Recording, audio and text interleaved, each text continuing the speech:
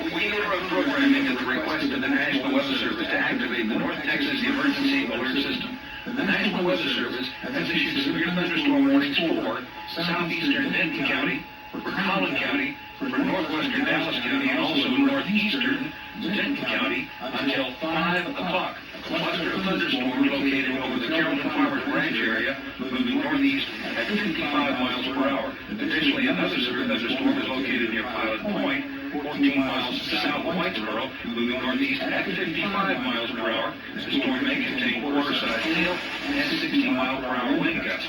The storm that is currently in North Dallas County, moving into Collin and Denton counties, has a history of producing hail the size of golf balls in Tarrant County a little bit earlier. So once again, severe thunderstorms are now active for portions of Dallas, Collin, and Denton counties until 5 o'clock.